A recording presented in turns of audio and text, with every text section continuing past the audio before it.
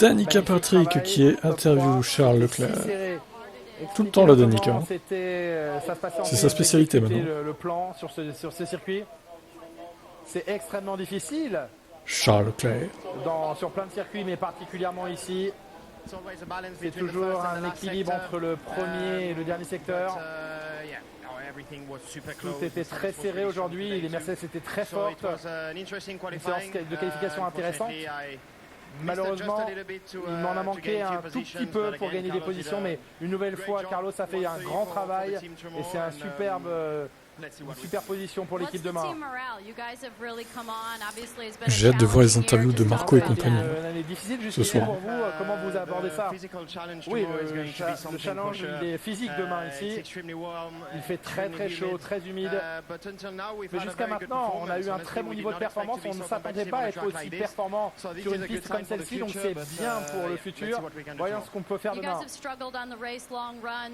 Vous avez souffert un petit peu sur les longs relais par le passé. Est-ce que ça peut être la même chose demain ici? Je ne sais pas, on a l'air assez solide. On a eu l'air assez solide depuis le début du week-end sur les longs relais. Merci Charles. Donc les autres. George Russell. Il fait chaud, hein? Il fait chaud, George. Putain, il est en sueur, George. Oui, vous avez passé beaucoup de temps assis dans la voiture aujourd'hui. Il est en nage. Un peu du chaos dans cette séance, le drapeau rouge, le trafic. Ça a été un vrai challenge une nouvelle fois ici à Singapour. Oui, c'est une séance challenging. Ah, c'est ça, à cause de Perez. Il faut essayer de rester calme. Mais je suis très heureux parce que ce week-end, on a vraiment pu être confiant avec la voiture. Il y aura 62 tours, je crois. On a pu mettre en place une stratégie comme on le voulait. On a pu conserver un train de pneus supplémentaire médium pour demain. Donc ça, c'est une bonne chose. Donc on a un avantage stratégique pour demain. Intéressant. Avantage stratégique pour Marco. Probablement un seul arrêt, donc il faut avoir les bons pneus au bon moment. Vous pensez que ça peut vous aider demain? Parce que souvent celui qui part devant ici s'impose. La dégradation sur les pneus vendredi avait l'air assez mauvaise. Donc il faut voir entre un ou deux arrêts. Mais on va essayer de mettre Ferrari dans une position difficile et leur faire commettre une erreur.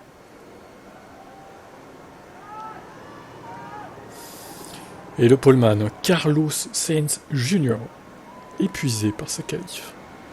Il enchaîne les poules, lui, faut qu'il se calme un peu. Là. Vous êtes une nouvelle fois en pole position. Donnez-nous un peu, livrez-nous vos sentiments. Vous êtes de nouveau en pole, vous devez vous sentir très bien. Oui, une nouvelle fois, comme à Monza, dès la FP1, je me suis senti à l'aise, tout au long de la séance aussi, jusqu'en Q3. Je me suis concentré pour ne commettre aucune erreur dans ces tours, faire ça très proprement. Ça a été une séance un petit peu bordélique pour tout le monde, mais j'ai pu m'en sortir au final avec cette pole position. Parlez-nous de l'équilibre de cette voiture que vous avez pu trouver tout de suite en piste. Ça nous permet aussi d'être en pole. Oui, c'est un peu l'histoire de notre année. Il y a toujours ça, j'avoue. Au final, il a fait 10ème au sol. Mais bon. Il nous manque certaines choses. C'est bien d'aller en Q3 quand même. Et dans d'autres où ça se passe très bien. Et ce week-end, c'était un peu comme à Monza. On sait que notre point faible, c'est le rythme de course, mais on y travaille et l'équipe a fait vraiment un énorme travail ces dernières semaines. Et clairement, on fait des progrès. Et ça devrait bien convenir à la... J'en sais rien s'il va pleuvoir. J'ai pas regardé la vidéo. On verra bien, écoute. Hein. Je regarderai demain matin au pire.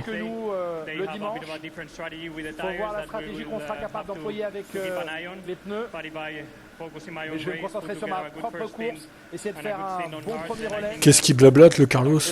Putain. Premier relais, on verra si on peut viser la victoire. Ça fait si longtemps que les Red Bull ne sont plus sur le podium. Ce serait génial qu'on y soit, qu'on gagne. Je vais tout donner comme je l'ai fait à Monza et j'espère que demain ce sera suffisant. P5, Lewis, ressaisis-toi. Merci, et donc cette deuxième position consécutive. Ouais, bon, il va se ressaisir en course, allez, on y croit. Bah alors Max, Et Max, il est pas content, il fait la gueule là. 11e Max en qualif. C'est quoi ce travail? On l'écoute. Max, un week-end difficile jusqu'ici et encore plus difficile sans doute aujourd'hui. Vous avez parlé d'une expérience choquante. Est-ce que vous pouvez nous en dire plus? Choquante. Tout de suite les grands mots. Ouais, la qualification était très mauvaise. La troisième séance d'essai libre était un peu mieux. On a fait quelques changements après. Et je crois qu'on est allé trop loin. Je ne pouvais pas freiner, je rebondissais beaucoup. Évidemment, sur un circuit en ville, la performance au frein est très importante. Je ne pouvais attaquer aucun virage. Si je voulais freiner tard, je bloquais mes roues. C'était juste terrible, très très mauvais. Que pensez-vous qu'il va être possible de faire demain? Pas beaucoup de choses. Hein. Non, on ne peut pas vraiment dépasser ici. Je ne pense pas que d'habitude on peut avoir un avantage de rythme, mais là on n'a aucun avantage de rythme. Bonne chance pour demain. Ouais, bonne chance, mais il en faudra plus que de la chance. Et ben voilà, la roue tourne. Alors est-ce que c'est temporaire ou est-ce que la roue va maintenant tourner le reste de la saison? Moi je dirais que c'est temporaire, que c'est à cause du circuit. Mais bon, on aura la réponse la semaine prochaine à Suzuka de toute façon. Je vous laisse commenter. Pilote. Une nouvelle possibilité de nous parler de votre nouveau contrat. Félicitations pour ça. Ma question pour vous est... Vous êtes dans l'équipe depuis... Ça fait longtemps qu'on t'a pas vu, Ryuga. C'est l'équipe en termes de performance. Oui, globalement, sur ces 2 années, ça a été génial de travailler avec Alfa Romeo, avec le groupe Sauber. J'ai l'impression d'avoir progressé en tant que pilote. Je suis plus expérimenté, plus de connaissances maintenant. Et je suis heureux d'étendre cette relation au-delà de ces 2 années. Et je pense clairement qu'on peut faire un pas en avant dans le futur. Bien sûr, les pas sont difficiles à franchir d'un coup, mais il faut y aller progressivement. Clairement, la saison prochaine, on arrivera avec une voiture très différente. Aujourd'hui, 19e sur la grille. Que pensez-vous qu'il sera possible de réaliser sur une piste aussi difficile sur laquelle Joe, il est pas ouf quand même. On va essayer de progresser dans la hiérarchie demain. On a souffert tout le week-end. Pas vraiment à l'aise avec la voiture, pas facile d'emmener la voiture à la limite. Même Sargent est devant lui. Mais c'est ce que nous avons. De peu, mais... progresser. Il ne faut ouais, bon bref, jamais sur le fait que vous avez passé l'accident avec tous les débris. Ça peut affecter votre confiance ici? Non, pas spécialement. Je suis surtout heureux que Lance aille bien après un tel crash. Voir la voiture en partie d'un côté de la piste et l'autre partie de l'autre, c'est sûrement un peu de chance qu'il a eu là. Non, j'ai eu quelques moments un peu chauds aujourd'hui. Il y a quelques virages rapides ici et on passe très proche des murs. C'est juste dommage qu'on parte aussi loin demain pour la course.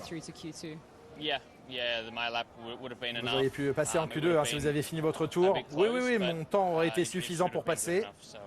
Ça aurait été serré, mais ça aurait dû être suffisant pour passer. C'est juste dommage que ça se soit passé comme ça, à 10 ou 15 secondes près. Que pensez-vous qu'il sera possible de faire en partant de là demain? Voilà, j'ai plus de son, qu'est-ce qui se passe? On va pouvoir remonter un petit peu. On devrait être un peu plus haut sur la grille, donc ça va être très difficile de les passer, on le sait. J'ai suivi quelques voitures en FP2 et c'était très difficile de les suivre. On va essayer de faire de notre mieux, ce sera difficile, mais ça ne veut pas dire qu'on ne va pas essayer. Bonne chance à vous pour demain. Alors qu'on a revu l'incident au même moment, Jacques. C'était ridicule. Ouais, toutes ces voitures arrêtées, oui. Dans un endroit où les pilotes arrivent vite, à l'aveugle, c'était vraiment ridicule. On reste près de la passerelle de commandement Aston Martin. On sait que Lance Stroll, à l'heure qu'il est, doit être arrivé au centre médical du circuit pour passer des tests évidemment indispensables après un tel choc. On va en profiter, puisqu'on n'a pas encore l'heure officielle de reprise de la séance, pour faire un petit passage côté paddock avec vous. J'ai envie de vous dire, pourquoi pas, je vais vous montrer un peu l'envers du décor. Regardez la F1, c'est glamour, c'est chic, c'est génial. Ici, il y a bien sûr Aston Martin avec les boîtes qui sont en train d'être ouvertes. Venez avec moi. On va passer juste à côté. Regardez, avec le carré des pilotes. C'est là où tous les pilotes vont se poser, vont venir discuter avec nous, avec Naomi, justement, qui est là-bas. On a Oscar Piastri qui est en train de discuter avec nos confrères. On a bien sûr ici un grand écran pour nos fans. Voilà. Le drapeau bleu, blanc, rouge. J'aime le voir, ce drapeau, c'est génial. On repart quand là, putain? On va changer un petit peu d'ambiance. On va passer derrière les hospitalités. Ici, félicitations pour cette deuxième pole consécutive sur des tracés complètement différents. Dans quel état d'esprit vous sortez de cette qualification? Bon, comme quoi on peut pas tout rater tout le temps, hein, mais tiens, prends celle-là. Mais non, je pense que c'était très important pour nous, la pole à Monza, parce que c'était chez nous devant les tifosi, et que celle-là, elle était un peu plus inespérée parce que c'était pas le circuit sur lequel on se sentait le mieux. Donc je suis très content pour Carlos déjà parce qu'il a fait un super week-end depuis le début. Mais pour Carlos et pour Charles, d'avoir les deux voitures dans le top 3, c'est un bon pas en avant. Fred, j'ai l'impression que plus que la voiture que vous avez développée, bien entendu, mais j'ai pas l'impression qu'il y ait des pièces qui arrivent, des nouvelles choses sur l'auto, mais que vous avez surtout travaillé sur le confort de pilotage de vos deux pilotes. J'ai l'impression de voir un Carlos Sainz retrouver une auto qui lui convient mieux, et peut-être à l'inverse pour Charles, un petit peu moins bien. C'est un peu juste ou pas? Je pense pas qu'elle convienne un peu moins bien à Charles, parce que Charles, si on regarde les deux dernières qualifs par rapport aux courses précédentes, il fait aussi mieux. Je pense surtout la grosse différence, c'est Carlos qui a fait un step en avant, et il l'a fait surtout le début du week-end. Parce que contrairement au début de saison, je pense qu'FP1, FP2, il est vraiment dans le rythme. Et ça nous aide aussi à bâtir la progression de la voiture, quoi. Il avait tendance à partir un peu loin au début des week-ends, et là, il le fait plus du tout, et c'est un vrai support pour nous. Donc ça veut dire que des pilotes en confiance, demain, ça peut gagner, quoi. On a Singapour, on est d'accord, il faut de la confiance ici. Mais ils sont en confiance. Après, gagner, on verra. Il y a beaucoup de tours à faire. Et lui, il n'est pas en confiance, par contre. P3, P12, P13. Fred, il y a la première ligne, donc Sainz-Russell, Ferrari, Mercedes, Vasseur-Wolf. On vous a vu la petite accolade avec votre ami Toto Wolff. Vous êtes dit quoi et comment vous appréhendez ce départ tous les deux? Ça, je vous le dirai pas.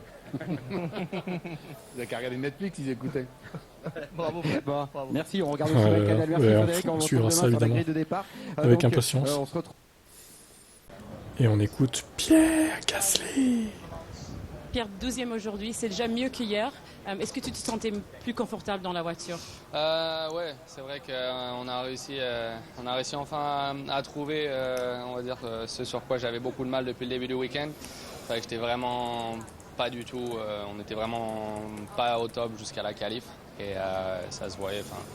On était un peu nulle part et en qualif on est parti et c'était déjà beaucoup mieux. Donc il y a vraiment du positif. Après, je pense qu'on est parti trop loin depuis le début du week-end et ça nous a coûté un peu en qualif, mais bon, l'équipe a fait du bon travail pour améliorer les choses cet après-midi et je pense qu'on va voir ce qui se passe avec Max aussi, mais je pense qu'on ne devrait pas partir très très loin du top 10, donc on est dans une bonne position pour demain.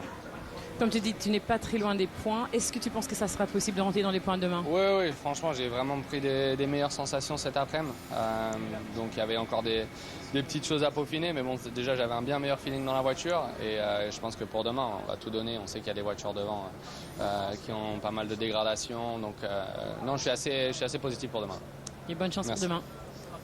Ouais, bon, Alpine, ça va. Top 10 pour Ocon. Presque top 10 pour Gasly, bon. Avec les pénards, peut-être qu'il va gagner des places. On verra. Ça peut peut-être jouer les points pour les deux demain. S'il y a du grabuge en piste, on va dire.